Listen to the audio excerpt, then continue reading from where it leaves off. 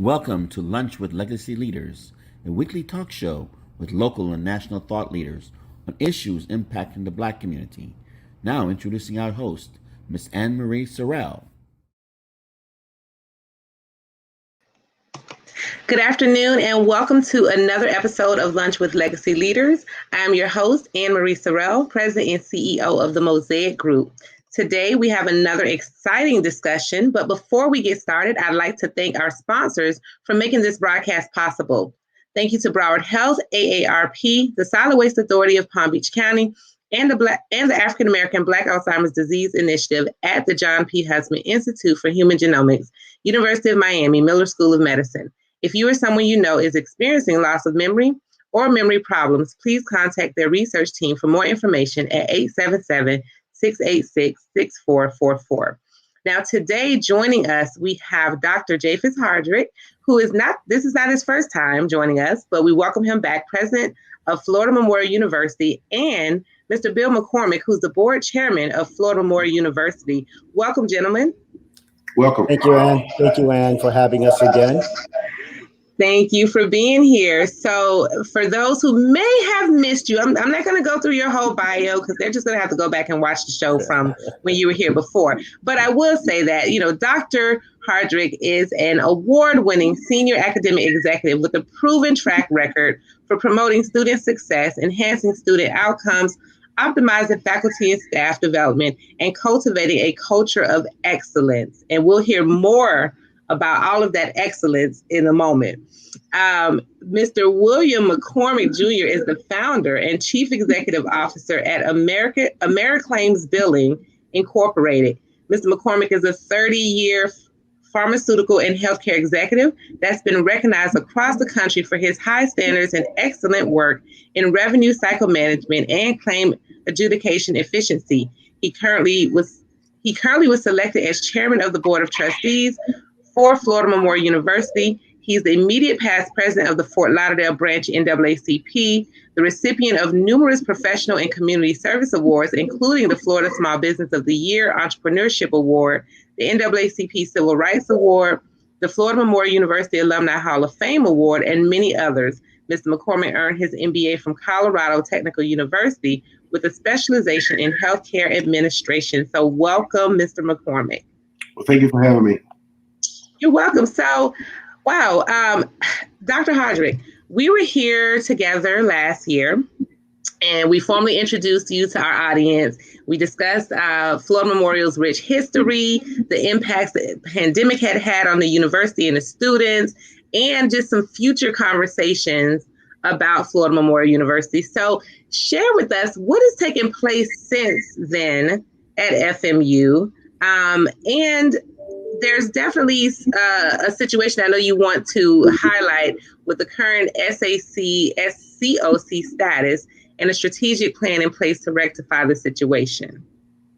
Well, Anne, let me say thank you, and as well as to the organization for hosting us again here and giving us an opportunity to talk about the wonderful things happening at Florida Memorial University. As you can imagine, we all just came through one of the most arduous years in our history, a situation, a global pandemic that impacted every aspect of our society.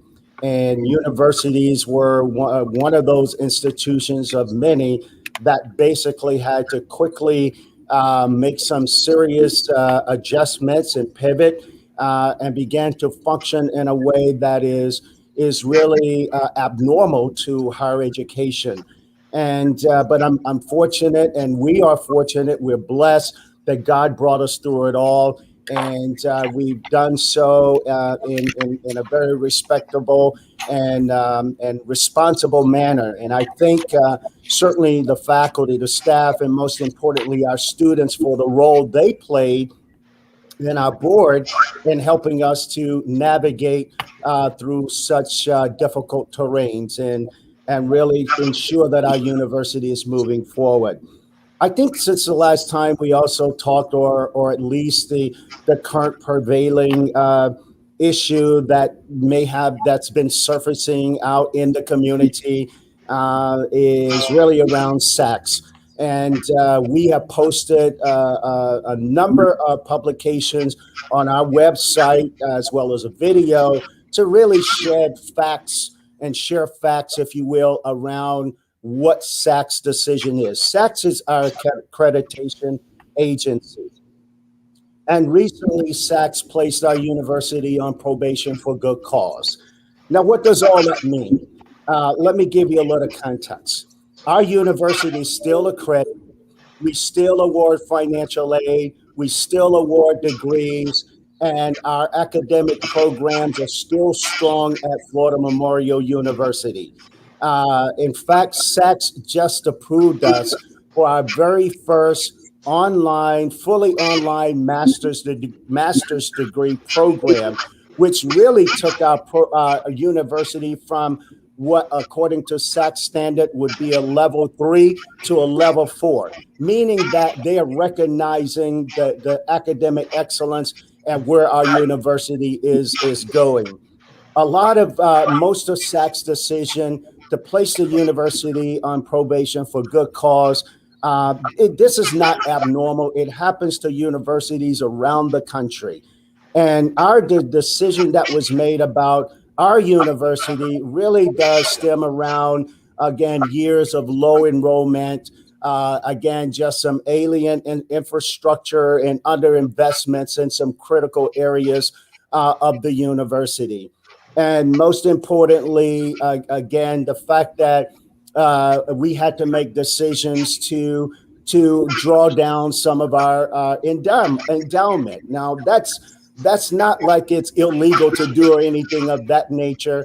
They just needed us and want us to pay it back sooner than what we've projected. So all of that being said, I think it's important for everyone to know that our university is definitely doing some awesome things here. We've added new programs here at our university, academic programs that we're rolling out this fall, many certificate programs to help meet some of the economic needs in our community. So that means SAC's realized that Florida Memorial, our board of trustees, and I as the president and others, we're moving the university in the right direction. And I'm confident with the strategy we have in place, which means that we're leveraging some of the national experts and friends of other universities who have gone through a similar situation, are basically helping us to navigate through how we get beyond this. And I'm confident that again, next year when SAC's Board of Trustees meet, we will be fully restored, which again, removed from probation with good cause. So again, it's important to say we are still accredited. We're still awarding degrees. We still award financial aid, and our university is stronger than ever. Well, thank you so much for clearing that up. I don't know if I have. Okay. Thank you so much for clearing that up. We oftentimes, especially someone like myself who is a HBCU grad, when we hear, any type of accreditation issue or probation, it's just like, oh my God, what is happening? And listen, I think it's so important for people to hear our university is not closing. It's none of those things that have been reported about our institution. And I really want to encourage anyone, go out and look at the information, the facts that we posted.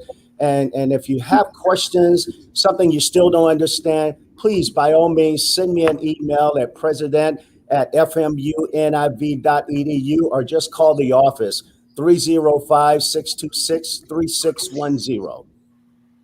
Absolutely. And we'll definitely share that information again throughout this show. So, Mr. McCormick, as chair, tell us a little bit about your role as the chairman of the Board of Trustees and your thoughts on the accreditation situation.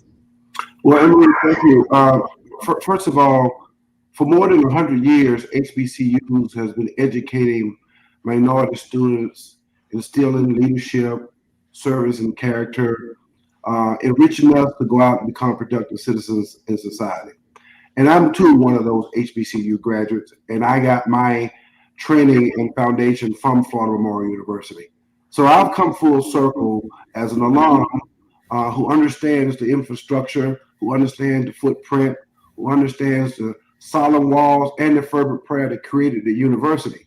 And as chair, first, I'm honored to serve as chair along with some very distinguished members of the trustee.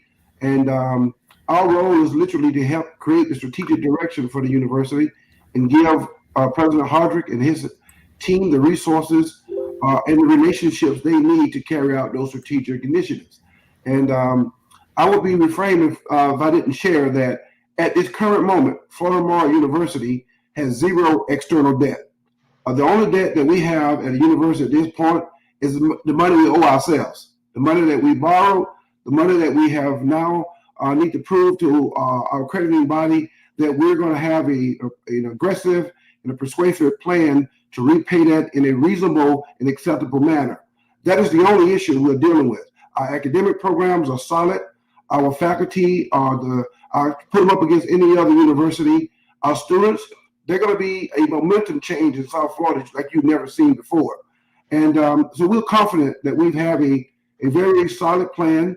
The university is on solid footing, and we have the right vision for where we need to be to satisfy those requirements. Absolutely. So we have one question I just want to display, because this is in regard to one of the comments that Dr. Hardrick made about having low enrollment previously. So, how do you have a plan to increase enrollment? Whoever asked the questions, of course, yes, we do. And in fact, I'm excited about the fact that we are on target to meet or exceed our enrollment goals. It's important to note that our university, honestly, is playing catch up when it comes to technology and best practices in enrollment.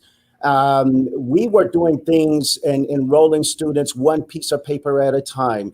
But now I'm elated to share that literally within the past couple of years, that we've now implemented the best technology and technological systems that help manage our enrollment, where we've transitioned from students being able to enroll manually to now they can enroll on their mobile devices. We started football here at the university as one of our growth strategies. Band, we expanded several other athletic programs like flag football, women's flag football, and other sports, new academic programs here at the university, all in effort to grow and to spur growth in our enrollment. And we're seeing those things happen as a result of that. We have new marketing strategies, new branding, whereas historically or in the past, we really didn't have a lot of the new marketing materials to really talk about the various programs. And we've now implemented a lot of the best in class practices that are being utilized by many of the progressive and successful universities around the country. No, that's awesome. And I think this is a follow-up, and I'd like for Mr. McCormick to address this one. How are you utilizing alumni? Since you're an alumni, Mr. McCormick, maybe you can speak to this a little bit. Well, absolutely. Since I was a freshman, I've been recruiting individuals to the university, and I challenge each university. We don't need to have a coordinated strategic plan for alumni to recruit a kid to the university. We cross a path with young people every day. We know what it requires to enrich them, and we encourage every alumni to take that initiative as a personal quest. They don't need a special permission. At the end of the day, this is your university, and I challenge them to not only talk about issues when it comes up as if it's a firestorm, but what about when we're doing the great things? And President Hardrick has just alluded that, we have transformed a operational process that was antiquated to a process now that is streamlined, is convenient, and is accessible. These are the things that alumni can help do without having to have a special permission slip from the principal to do. So I challenge every alumni. If you cross for 15800 Northwest 42nd Avenue and entered the gates and went through Duo Hall, Prime Hall, Robinson Hall, Good Hall, or even to the Student Service Center, and you love your university, then you need to touch the lives of young people and help them come through those gates so they can get what you received. Absolutely. Well, I want to talk about some of the recent accomplishments as well. So I hear you did some recent upgrades to your campus infrastructure. Can you share with us what has been done and the impact it's going to make for your students? Well, some of those I've already alluded to, right, in terms of automation of our enrollment process. In addition to that, by virtue of a partnership with FPNL. So let me kind of give you some context. When I talk about a dated infrastructure, our electrical loop, literally that controls all the electricity on our campus, had not been replaced in 50 some odd years when the university arrived. In order to do that, and which would position us to be able to build from a technological standpoint, that loop had to be implemented and replaced. It was going to cost over $1 million to do that. By virtue of a partnership with, again, FPNL and some other private contractors, and the great work that my own facilities team have done here, we were able to get that done for literally just under $500,000. And so from there, we just again entered into a partnership with Cisco. By the end of this month, our university will be completely wired. Whereas before we struggled with Wi-Fi. And I think, in this day and age, students would rather go without food instead of their Wi-Fi.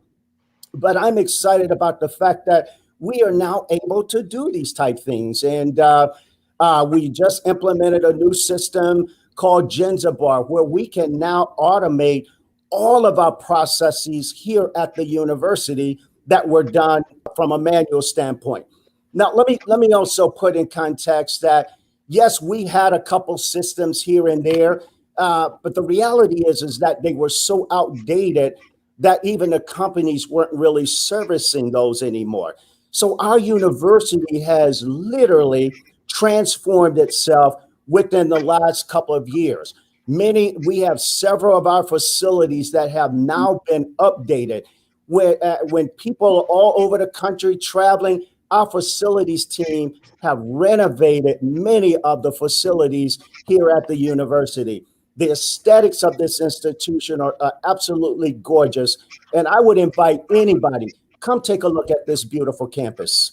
It is breathtaking.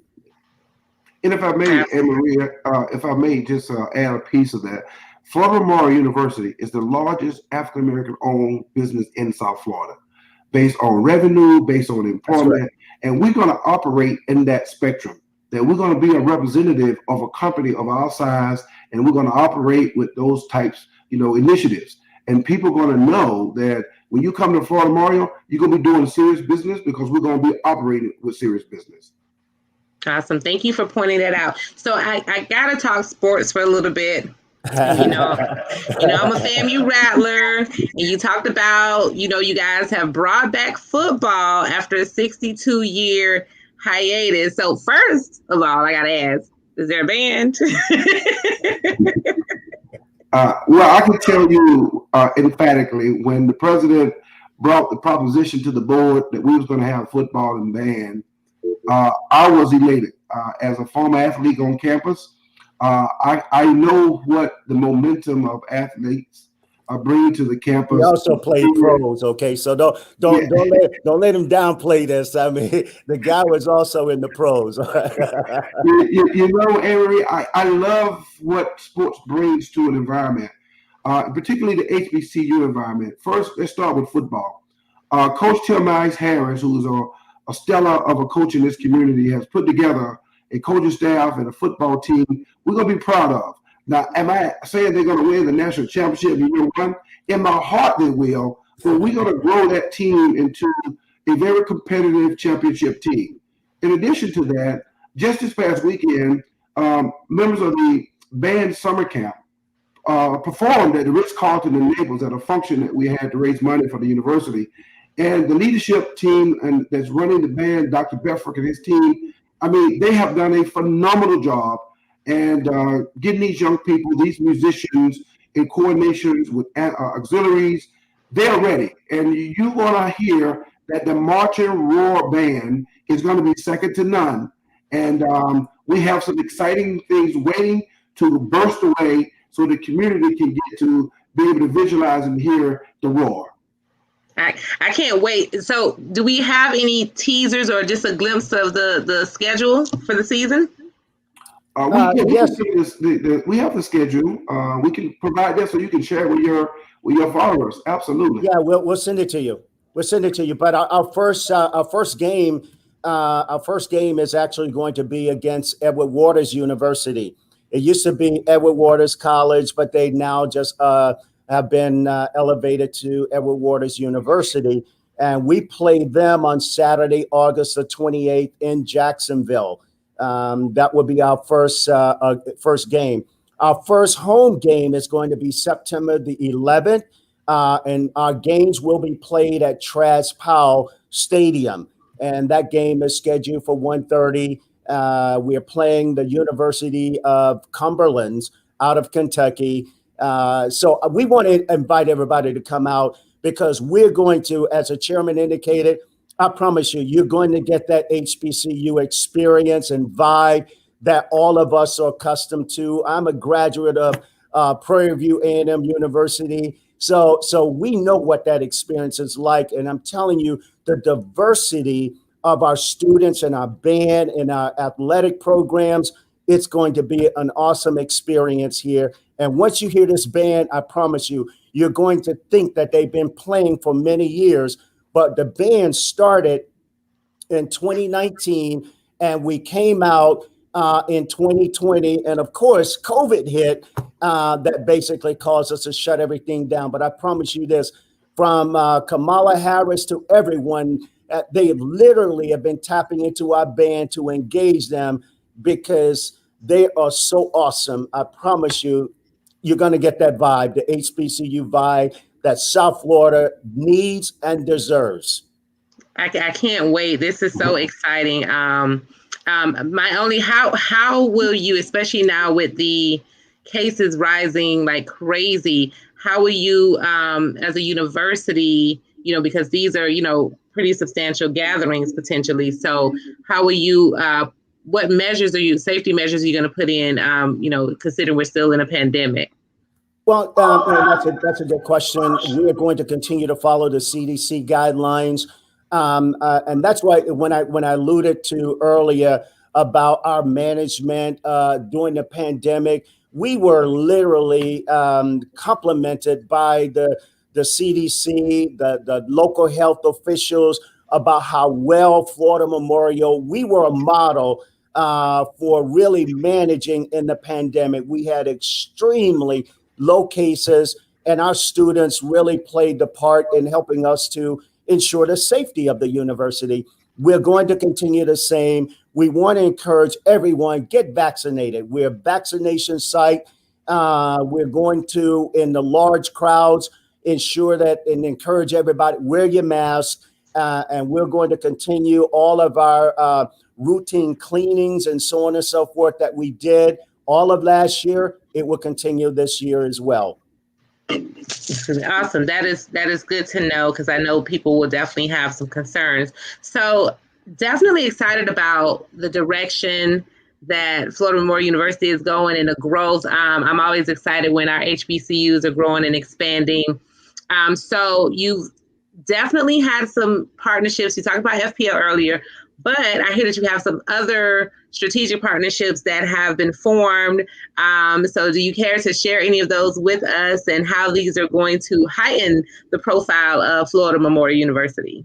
Well, yeah, thank you. I also mentioned Cisco. We also, again, we established partnerships with the Dolphins, with Lennar Foundation, with the Miami Heat, Google, and Bank United, and so many other entities, corporate entities, many private donors, philanthropists are literally coming to the table, supporting the mission and the vision of our university. So the best is truly just ahead of us. This is going to be a breakout year for our university. Excited about the transformation that we're seeing here.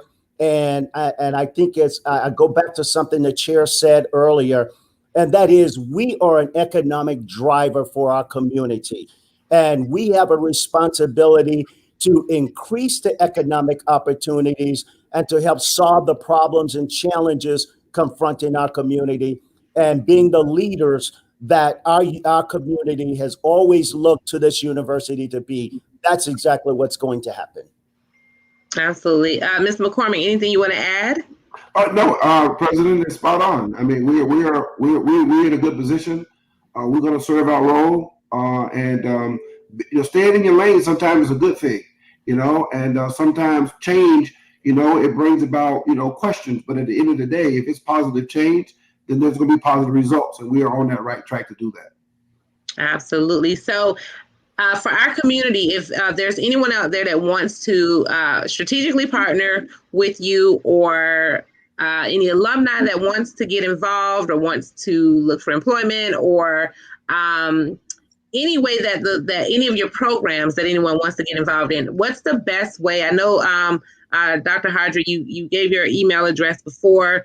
So what are, we shared the website. I think we're scrolling at the bottom of our broadcast here. What are some of the best ways to get in touch? And is there any other update or exciting news that you'd like to share with our audience today? Yeah, as it relates to employment, we certainly want to encourage everyone, literally go to our website under Human Resources. We have several positions. We are literally seeking the best talent to bring into our university, individuals who can support the mission, bring innovation and integrity to our university, because it's really about elevating us. And we have two goals: integrate Florida Memorial into the greater community and elevate our prominence on a global level. So you can go to our website, find out all of that information, and or give us a call, 305-626-3610. Awesome. Anything else you'd like to add, Mr. McCormick? Well, just get ready for the sound of the roar, and I will see them at Transpower so they can get to see it for themselves, and they'll understand what that momentum feels like. I'm excited for the community to feel this momentum, and but at the end of the day, I like to see the kids walk across stage at commencement, knowing that they've earned their degree from an HBCU, and they'll be let loose to society to go and prove that their leadership, service, and character is not only the foundation for them, but also to help elevate our society as a whole. Absolutely. Well, gentlemen, I know you have a busy day ahead of you, and we want to definitely be mindful of your time. You've shared so much great information with us this afternoon. I am so excited about where Florida Memorial University is going. As a HBCU grad and a supporter of HBCUs, kudos and hats off to you. You will definitely get through the accreditation situation that you're going through. I'm confident of that. And so thank you again for joining us. If you just stay with me briefly as I make a few quick announcements. And so thank you again to our sponsors, Broward Health, AARP, the Solid Waste Authority of Palm Beach County, and the African American Black Alzheimer's Disease Initiative at the John P. Husband Institute for Human Genomics, University of Miami Miller School of Medicine. Please make sure you check out our current issue that are featuring our top educators, especially since we're talking about education today in South Florida. And our upcoming issue will be released soon, so stay on the lookout as we will be highlighting our 40 top professionals under 40 throughout South Florida. And please remember to tune into our show, Soul, hosted by Ms. Nikki Jellin, every Wednesday evening at 7 p.m. as we disseminate intellectual entertainment on fashion, arts and culture, relationships, mental health, and food in South Florida. Make sure you check out MIA Media Group, and that's MIAGRP.com, for for all of your updates and subscribe to our newsletter so that we can keep you in the loop. And as always, please share this video because we have some exceptional information in here that everyone can benefit for. Go Florida Memorial University. Make sure you send us that football schedule so we can get the information out, especially for the first home game coming up on September 11th. Definitely want to support the university and make sure we have a good attendance at that game. So thank you so much, Dr. Hardrick and Mr. McCormick, for joining us today. Thank you. Thank you very much, Ann. Thank you. And thanks everyone for tuning in. We'll see you next Thursday at noon.